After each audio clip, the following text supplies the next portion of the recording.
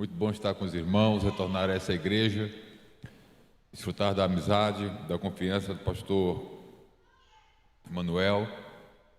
Também saudar a irmã Carol, sua esposa, e saudando, estender minha saudação a todos os obreiros, irmãos e irmãs de todos os departamentos e aqueles que aqui servem com muita alegria ao Senhor Jesus. Muito bom estar com vocês e, assim como sempre, nós contamos com a graça de Jesus e com as vossas orações para compartilhar da sua palavra aquilo que Ele tem para cada um e para todos nós. Eu não sei se eu já falei isso aqui, provavelmente sim, mas sempre que tenho a oportunidade, nem sempre faço isso, mas por vezes expresso o meu desejo talvez mais confortável de poder desfrutar desse tempo de louvor e de adoração, porque sempre há uma carga de privilégio, mas também de muita responsabilidade na comunicação da palavra de Deus. E é claro, estar envolvido numa atmosfera de adoração é tudo de bom. E é tão bom que na eternidade nós teremos um tempo somente eterno para desfrutar daquilo que hoje, em parte, desfrutamos aqui. Talvez seja por isso esse profundo interesse e prazer de adorar a Jesus. Também não sei se já falei aqui outras vezes, da última vez que estive aqui, ou sei lá quando, em termos de visita, que todo momento do culto tem o mesmo peso e valor para Deus. Eu assim compreendo. Não por maldade, talvez por zelo, se criou uma ideia de algo parecido com o que podemos qualificar como uma dicotomia do culto ou uma dicotomia no culto, ou seja, momentos do culto que quase que concorrem ou que possuem algum nível de valor mais que o outro. Eu tenho uma posição que compreendo ser bíblica, que todo momento, tudo que se faz no culto tem especial valor diante de Deus. Eu falo isso, os irmãos bem sabem, nós escrevemos uma obra sobre teologia da música, onde não tem como não falar também sobre culto, liturgia e adoração, e em algum momento eu trago isso, eu falo sobre essa questão, porque aqui e ali em alguns cultos, quando chega a hora da pregação da palavra, repito, sem maldade, talvez até por tradição, o dirigente do culto usa expressões ou adota comportamentos e falas do tipo: agora ninguém se mexe, porque chegou a hora mais importante do culto. Aí eu fico pensando se antes podia se mexer e fazer qualquer outra coisa. E se na hora da adoração a Deus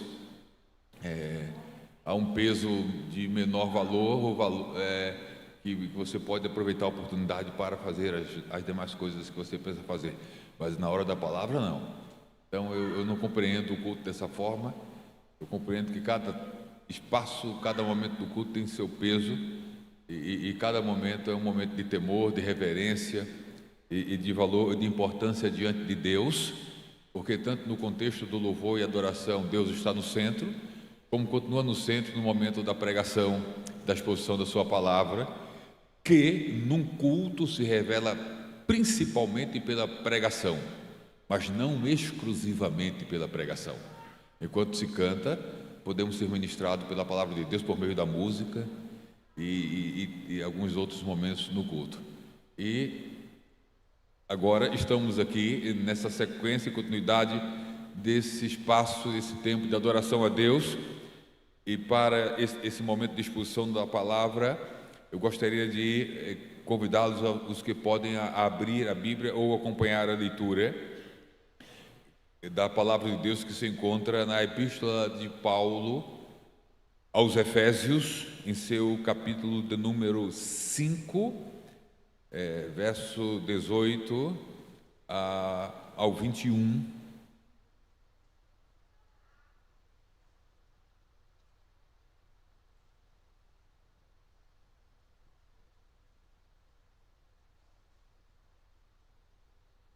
A minha máxima para essas questões que eu coloquei sobre culto é que o momento mais importante do culto é o culto todo. E não vos embriagueis com vinho, verso 18, Efésios 5, 18. E não vos embriagueis com vinho, em que há dissolução, em algumas versões em que há contenda,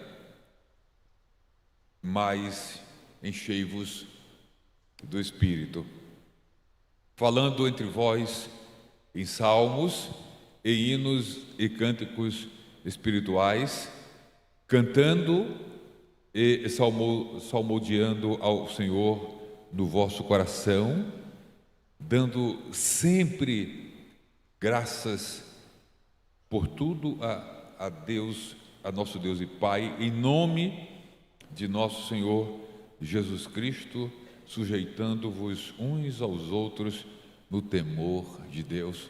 Amém. Eu estava atentando para o tema, o lema do ano 2026 de vocês, ano da renovação. E não dá para falar sobre renovação, e claro, está implícito aqui renovação espiritual, sem falar da obra do Espírito. Da obra do Espírito. Pastor Emanuel Júnior começou uma série de ministrações anunciadas aqui nessa noite e que temos acompanhado também através das redes sociais sobre alguns princípios e fundamentos e questões associadas ao pentecostalismo, ao Pentecoste, à crença pentecostal. E dentro desta realidade há uma verdade bíblica que não apenas dela comungam os pentecostais, mas qualquer um que de forma honesta se debruça sobre a Bíblia Sagrada e a lê e a interpreta, e que é a de que em Atos 2, com o derramar do Espírito, se inicia o que geralmente se classifica como a era do Espírito Santo, o tempo do Espírito, um tempo mais específico para a ação do Espírito e de forma ainda mais específica sobre a vida da igreja. Um tempo do derramar do Espírito que Pedro, na sua primeira mensagem ou discurso em Atos 2, associa esse tempo do Espírito, esse derramar do Espírito com os últimos dias. Pedro cita uma profecia de Joel, onde Joel, lá no Antigo Testamento, fala desse tempo do Espírito, desse derramar do Espírito sobre toda a carne, associando aos últimos dias, ao escatos de Deus, ao tempo escatológico, tempo no qual vivemos. Não é errado em si mesmo, embora o termo é mais contemporâneo e moderno, mas nós poderíamos afirmar que a Igreja de Jesus, ela nasce, ela é fundada, a sua origem é uma origem pentecostal, ela nasce pentecostal. A maioria dos intérpretes da Bíblia Sagrada compreendem que a Igreja de Jesus é fundada no dia de Pentecostes com o derramar do Espírito. Então ela já nasce envolvida por uma plenitude e uma presença do Espírito sobre o povo de Deus, nunca experimentada, vista ou vivenciada em nenhuma outra época. Em nenhuma outra época. E as páginas do livro de Atos, escrito por Lucas, vão registrar a diferença e todas as implicações de uma comunidade de fé cristã, seguidor de Jesus, que desfrutam, que bebem, que buscam e que vivem nessa dimensão plena do Espírito Santo. A obra do Espírito na vida da igreja e por meio da igreja em Atos é algo que só é possível naquele nível de relação com Ele, naquele nível de dependência, de entrega e de absoluta submissão a Ele.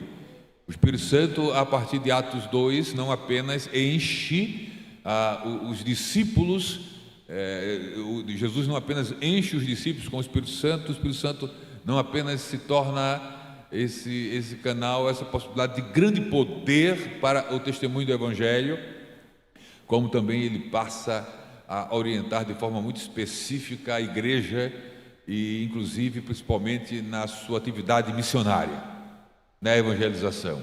Encontramos o Espírito em Atos de forma nominal, apontando homens para realizar o trabalho missionário transcultural ou transnacional ou internacional, missões em todo o mundo, a evangelização do mundo, isso mais especificamente em Atos 13.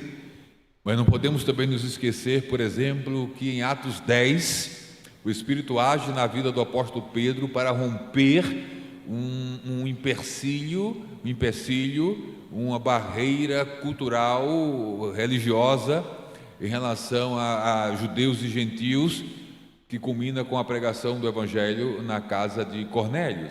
Então o Espírito está ali agindo, empoderando e guiando e orientando e trabalhando na vida da igreja para que a igreja cumpra a missão que o Senhor lhe confiou.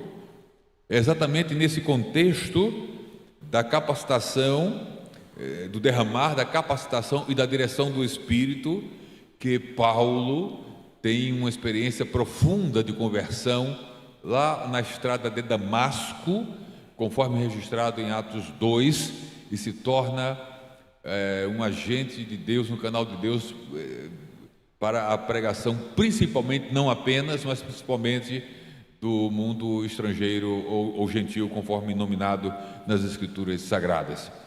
Ele é um dos tais que em Atos 13 o Espírito Santo aponta e fala para a igreja como alguém que devia ser enviado, separado e enviado para fazer a obra missionária, e a igreja obedece à direção do Espírito. Paulo se submete à direção do Espírito, e dentre toda a atividade missionária do apóstolo Paulo, o nosso destaque aqui nessa noite é para aquilo que acontece exatamente na cidade de Éfeso. Éfeso é exatamente a igreja para onde Paulo escreveu aquela epístola que lemos aqui, alguns versículos. Mas para ter um conhecimento sobre como o Evangelho ele chega a Éfeso e qual a contribuição do apóstolo Paulo neste sentido, é preciso se debruçar sobre o capítulo, principalmente sobre o capítulo 19 de Atos dos Apóstolos.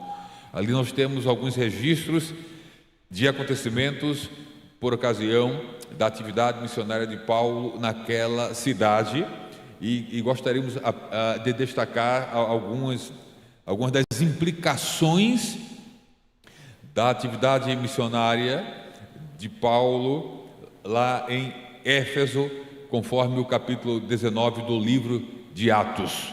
Em primeiro lugar, o destaque ainda permanece aqui sobre a obra do Espírito. Nós lemos nos primeiros versículos do capítulo 19 de Atos, que ali em Éfeso, por meio de uma intervenção do apóstolo Paulo, de ensino e de exposição e de imposição de mãos, um grupo de cerca de uns 12 homens recebem a plenitude do Espírito, recebem o batismo no Espírito Santo. E é exatamente assim que começa a narrativa da ação missionária de Paulo em Éfeso, no capítulo 19 de Atos. E essa ação e essa realidade espiritual, e esses homens cheios do Espírito, e esse agir do Espírito em Éfeso, como lá em Jerusalém, em Atos 2, vai fazer toda a diferença e vai promover e provocar algumas questões lá na cidade de Éfeso, que, mais uma vez, insisto, só são possíveis quando a igreja se permite viver nessa dimensão aqui.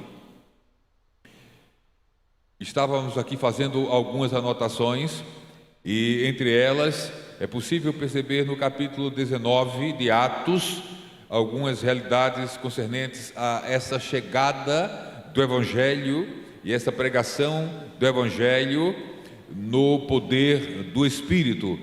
Então eu fiz aqui algumas anotações e a primeira delas é que quando pregamos e quando o Evangelho é anunciado em qualquer lugar, pregar o Evangelho no poder do Espírito implica em algumas crenças serem confrontadas. Não há como pregar Evangelho no poder do Espírito sem algumas crenças serem contestadas e confrontadas. Eu confesso que entendo, que compreendo a boa vontade e boa intenção de muitos de viver pacificamente com aqueles que acreditam em questões de ordem espiritual ou religiosas diferente da fé cristã, e inclusive entre aqueles que professam a fé cristã, mas cujas práticas se distanciam em muito do cristianismo bíblico. É claro que a Bíblia nos orienta, nós aprendemos com a palavra de Deus, realidades do tipo: naquilo que depender de vocês, tenham paz com todos. Mas, por outro lado, em um outro contexto, nós vamos ouvir dos lábios do Senhor Jesus: eu não vim trazer paz, eu vim trazer espada. Então, as duas realidades precisam ser lidas, cada uma dentro do seu contexto. O fato é que é impossível pregar o Evangelho bíblico, o Evangelho genuíno no poder do Espírito, sem confrontar, sem embates e sem algumas tensões com crenças e, obviamente, com aqueles que professam crenças estranhas e diferentes do Evangelho. Quando nós analisamos o registro de Lucas dos acontecimentos em Atos, há pelo menos três tipos de crenças ali presente em Éfeso, que são abertamente confrontadas com a mensagem do Evangelho. Então, deixe-me dizer uma coisa para os irmãos: da perspectiva bíblica, isso é muito belo no discurso, mas na prática não funciona. Da perspectiva bíblica, o utópico e desejado por alguns ecumenismo é uma impossibilidade. Pior ainda, o sincretismo ou pluralismo religioso. Não. Podem classificar como queiram os progressistas e qualquer outro tipo de postura, de que esse tipo de posição é uma posição sectarista, é uma posição exclusivista, é uma posição fundamentalista, é discurso de ódio. Pode chamar do que quiser, mas o fato é que não há possibilidade de comunhão, de associação entre crenças tão díspares, tão distanciadas do fundamento bíblico. Daí o apelo e tentativa da relativização, reinterpretação, reescrita, releitura da Bíblia, porque só mexendo ou tentando mexer nas escrituras, no texto, é que vai se tentar fugir desses impasses e embates. Não dá, é utópico, não faz parte da verdadeira fé cristã, e uma prova disso são as perseguições, o mal-estar que nós vemos por ocasião de toda a mensagem do Evangelho a partir do próprio Jesus. Interessante é que não deu certo a pregação de Jesus com o judaísmo da sua época. Não houve a possibilidade de ecumenismo ou sincretismo, pluralismo entre o que Jesus pregava e o que era pregado oficialmente pela religião judaica da época. Já dali, e isso segue-se através dos apóstolos e da história da igreja. Mas vamos voltar aqui para Éfeso e contemplar essa realidade em Éfeso, porque em Éfeso 3 tipos de crenças são confrontadas. A primeira nós encontramos no verso 8: e entrando na sinagoga, falou ousadamente por espaço de 3 meses, disputando e persuadindo-os acerca do reino de Deus. Persuadindo-os quem? Os judeus, aqueles que professavam o judaísmo. Paulo, como de origem judaica e membro de uma das seitas mais zelosas da religião judaica, do judaísmo em sua época, o farisaísmo, agora convertido, ele confronta, por meio das escrituras sagradas, as crenças judaicas, apontando que Jesus é o Senhor, é o Messias, e falando acerca do reino de Deus, já dessa perspectiva do senhorio do Senhor Jesus. A primeira crença, o primeiro grupo a ser confrontado em Éfeso são os judeus, e isso acaba na sequência do verso 9, fazendo com que Paulo tivesse que se retirar ali e começasse um trabalho de discipulado com os discípulos convertidos na escola de um certo tirano, porque houve muita oposição. A segunda crença que a gente vê confrontada no capítulo 19 de Atos, por ocasião da mensagem do Evangelho em Éfeso, que é a grande capital da Ásia de então, era a magia, a feitiçaria. Isso nós vamos ler no verso 19. Por meio da pregação de Paulo e como efeito e consequência dela, o texto diz: também muitos dos que seguiam artes mágicas trouxeram os seus livros e os queimaram na presença de todos, e, feita a conta do seu preço, acharam que montava a 50.000 peças de prata. O terceiro grupo, ou crença confrontada com a pregação do Evangelho em Éfeso, são os idólatras. Nós temos então confrontado a teologia judaica, a magia ou a feitiçaria dessas artes aqui, e a prática idólatra. A idolatria vai ser citada a partir do verso 23, quando o texto diz: e naquele mesmo tempo houve um não pequeno alvoroço acerca do caminho, porque um certo ourives da prata, por nome Demétrio, que fazia de prata nichos de Diana ou Artemis, o nome da deusa na língua grega para os gregos, e Diana para os romanos, não dava pouco lucro aos artífices. E aí, a partir de então, vem uma narrativa de Lucas da grande perseguição que se levantou da parte daqueles que praticavam a idolatria, a crença em diversos deuses, o politeísmo e ao mesmo tempo a idolatria, de maneira que houve um choque, e não tem como ser diferente, entre a mensagem do verdadeiro evangelho, do evangelho de Jesus, com a crença dos judeus, com a crença dos mágicos e com a crença desses idólatras. E as implicações são claras: muita tensão, oposição e perseguição. Queridos, não tem como ser diferente. Em nenhum espaço de convivência não tem como ser diferente. Mas há algumas outras coisas que acontecem, não apenas o confronto de crenças ou ideias, quando o Evangelho de Jesus é pregado, o genuíno Evangelho. Além desse confronto, quando o Evangelho de Jesus é pregado no poder do Espírito, crenças são confrontadas mas pessoas são libertas, transformadas e salvas.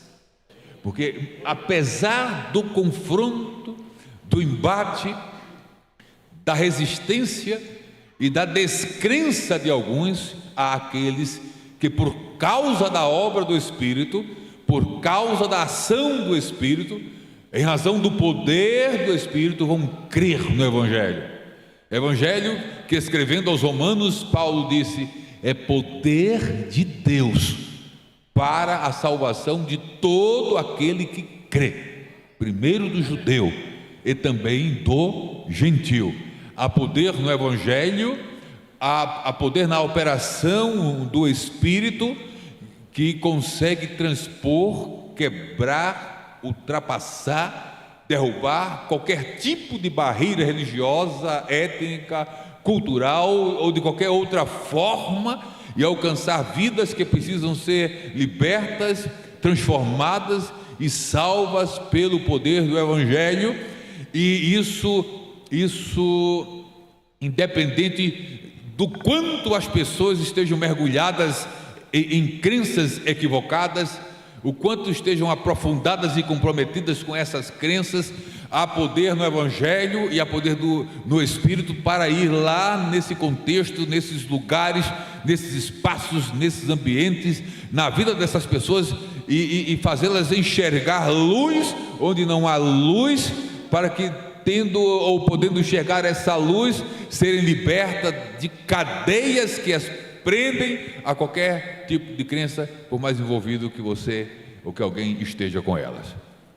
Nessa noite nós poderíamos ouvir aqui testemunho de pessoas que vieram de ambientes religiosos e de grande apego e envolvimento, mas no dia que o Espírito Santo lançou luz sobre o teu entendimento e a graça de Deus operou, te dando a possibilidade não apenas de enxergar, de entender, mas de crer e de abraçar a fé, pode hoje testemunhar da sua libertação, da sua transformação, da sua salvação. E isso é aquilo que acontece em Éfeso, sobre a transformação e a salvação de pessoas, por exemplo, e a libertação. O capítulo 19, verso 12 nos fala: de sorte que até os lenços e aventais se levavam do seu corpo, porque o verso 11 já diz que pelas mãos de Paulo, o Senhor, Deus pelas mãos de Paulo fazia maravilhas extraordinárias. Então havia dois tipos de argumentação: a verbal, a pregação, a exposição, e a manifestação do poder por meio de libertações, de curas, de enfermidades, de libertação de espíritos malignos. Certamente muitos desses espíritos malignos agindo na vida das pessoas, pelo envolvimento dessas pessoas em algumas dessas crenças aqui. E esse é um fato que não pode ser negado. E o que acontece em Éfeso? A igreja é estabelecida, é fortalecida, há muitas conversões. Éfeso se torna uma plataforma, uma base missionária para o restante da Ásia, e ali a igreja vai crescendo e desfrutando dessa liberdade, desse modo de ser e viver segundo o Evangelho. Mas sabe, mesmo diante de toda a experiência de poder e transformadora do Espírito, o tempo passa, e o tempo é por vezes um fator que trabalha contra a fé, que trabalha contra o fervor, que trabalha contra o genuíno amor na realização da obra de Deus. Quando Paulo escreve a sua epístola à igreja em Éfeso, há uma necessidade dos crentes em Éfeso serem por ele admoestados, ou melhor dizendo, exortados, no sentido de buscarem ou se esforçarem para continuar vivendo aquela dimensão e aquele padrão do Espírito, da ação do Espírito na vida da igreja. Por isso a necessidade de constante renovação. E é exatamente no texto que nós lemos, no capítulo 5 da carta de Paulo aos Efésios, que está aqui implícita nas linhas escritas pelo apóstolo, essa necessidade daquela igreja que que vivenciou aquele grande impacto, aquela grande revolução espiritual na sua fundação, a necessidade de manter esse nível de relação com o Espírito, essa necessidade de manter-se renovada. E então Paulo escreve àquela igreja, e nos apropriamos dessa palavra nessa noite, porque é uma necessidade da igreja em todas as épocas e em todos os lugares observar os princípios aqui contidos na exortação do apóstolo Paulo no capítulo 5, do verso 18 ao 21 da Epístola aos Efésios. Um texto muito conhecido da maioria dos aqui presentes. Nós lemos que Paulo escreve: e não vos embriagueis com vinho. Mas Paulo está escrevendo para a igreja.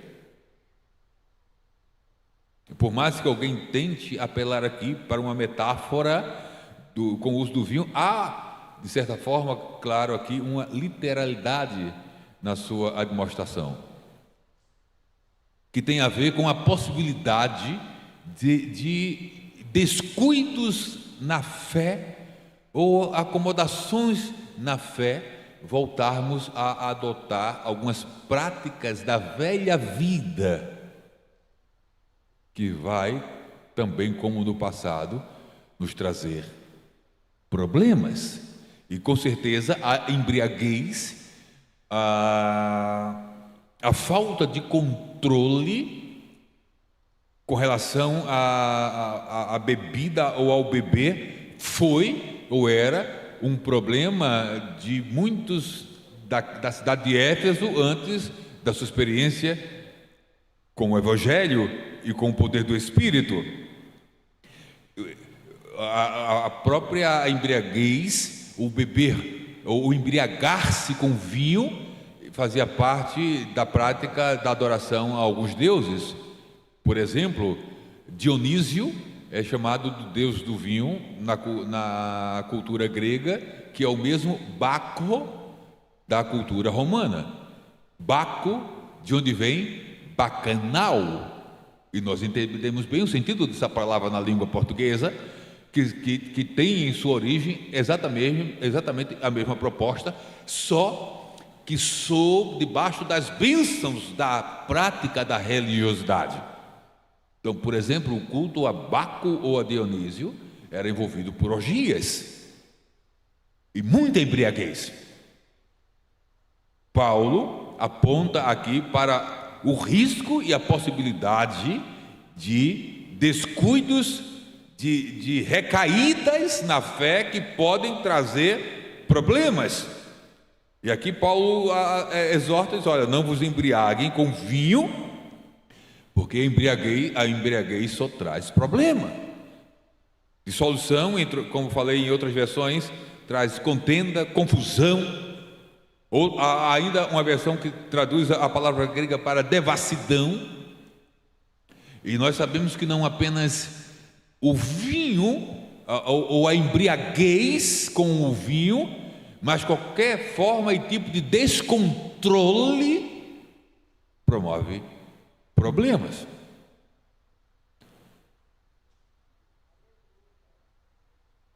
Pessoas descontroladas são pessoas problemáticas.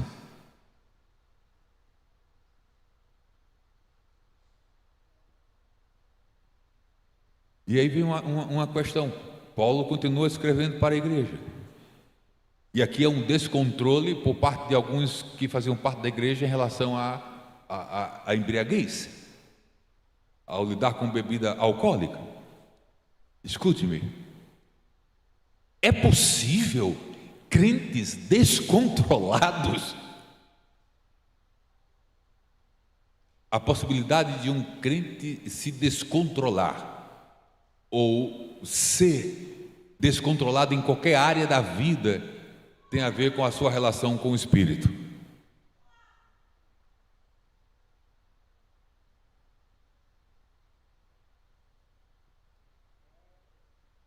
É por isso que, associada à exortação de Paulo, daqueles que estavam em Éfeso não se embriagarem com vinho, está a de encher-se do Espírito.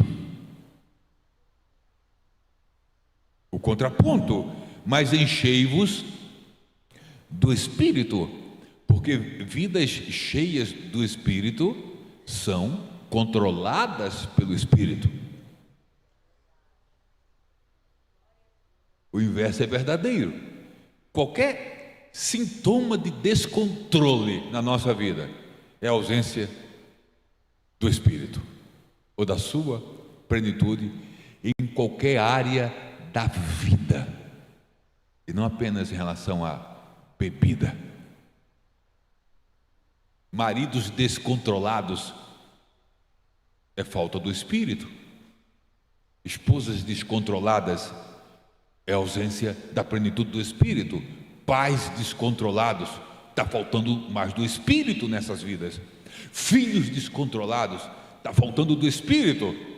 Todo descontrole na vida cristã é ausência de plenitude do Espírito, que não apenas capacita e empodera, mas controla, guia e dirige. Por isso, um texto tremendo sobre o fruto do Espírito na Epístola aos Gálatas.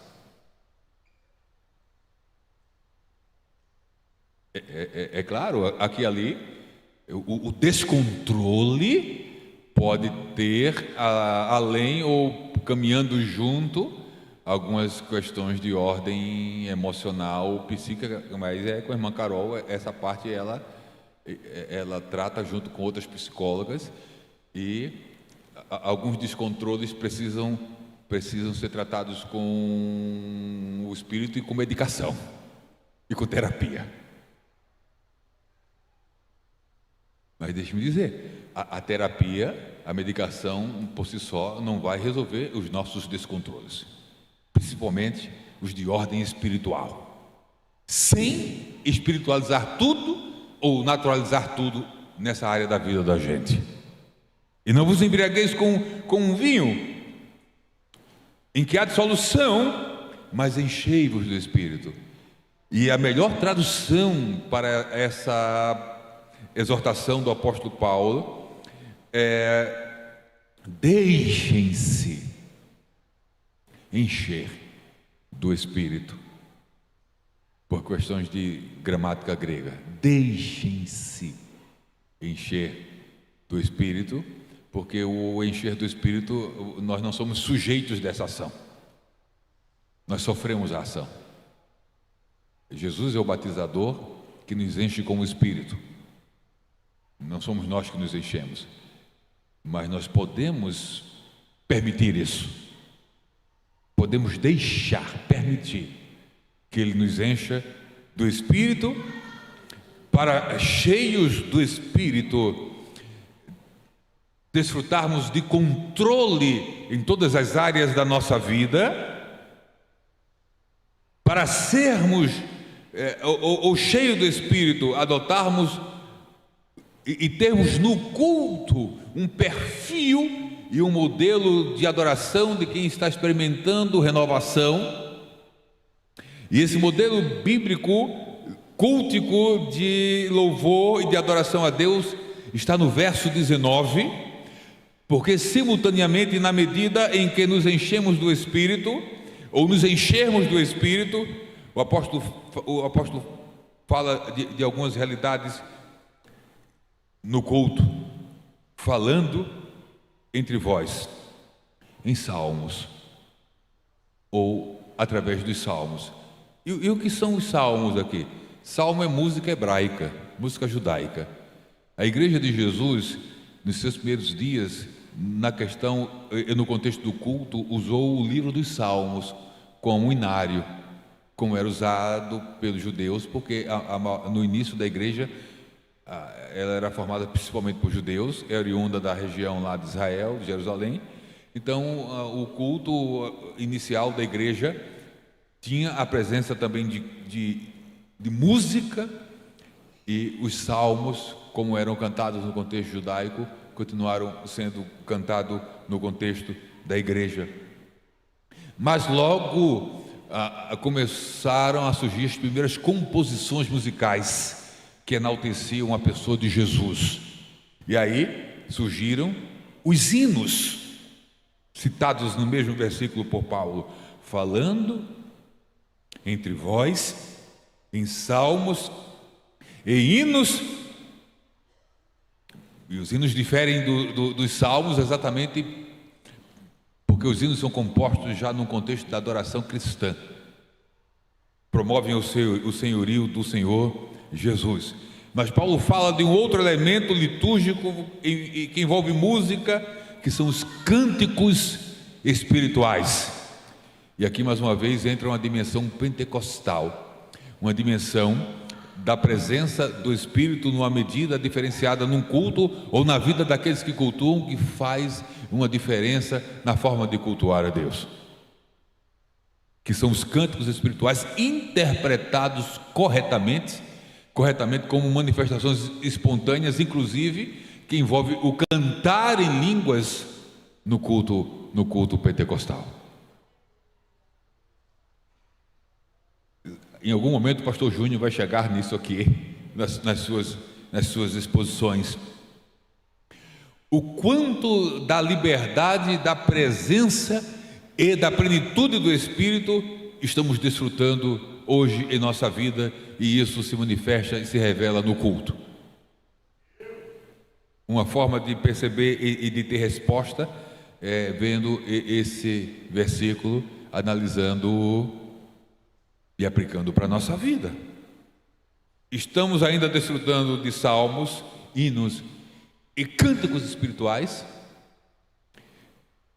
Se paramos nos salmos, ficamos reduzidos quase ao judaísmo.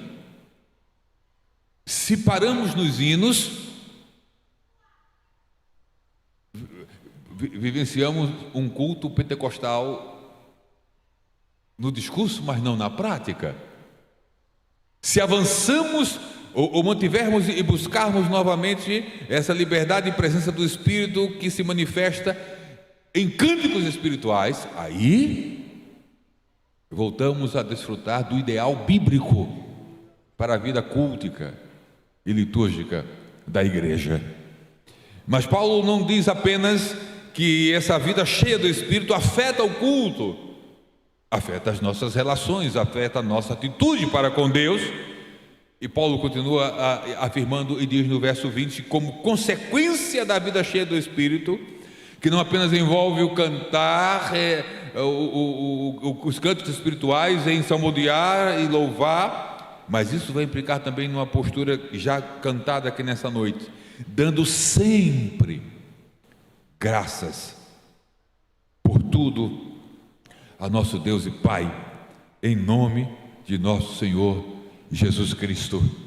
Crentes cheios do Espírito são crentes que sempre estão rendendo graças a Deus e dando graça a Ele em tudo, mesmo por vezes sem entender as circunstâncias e o momento em que estão vivendo.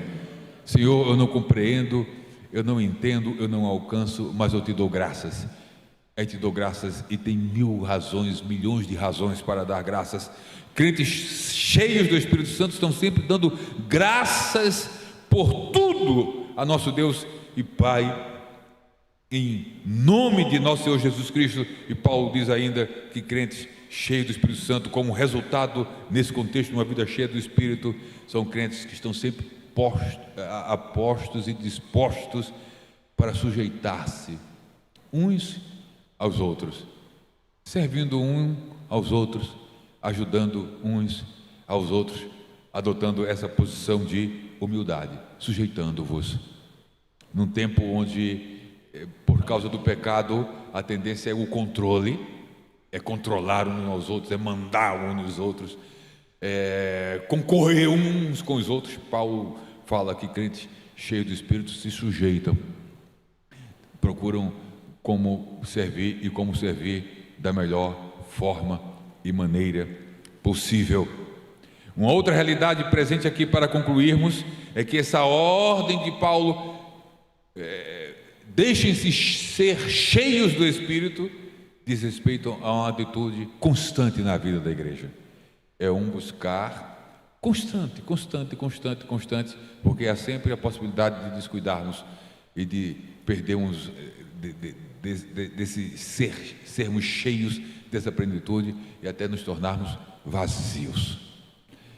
Que por meio da sua palavra nessa noite o Senhor continue tocando a nossa vida e agindo, promovendo mudanças e transformações na nossa maneira de ser e de pensar, nossa maneira de pensar e de ser, para que possamos continuar desfrutando de tudo e de todas as coisas que o Senhor tem para a nossa vida, do ponto de vista individual, pessoal, nossa relação com Ele, com a sua palavra, com a adoração a Ele, mas também do ponto de vista coletivo, enquanto igreja local, que possamos não nos descuidarmos disso e que aquele mover, aquele poder do início possa ser constante e contínuo, e não nos cansemos de buscar esse ideal de Deus para a nossa vida, para alcançarmos, desfrutarmos do que Ele já tem nos concedido e de tudo mais que Ele tem a conceder e a fazer em nós e por nós. Você pode mais uma vez adorá-lo nessa noite?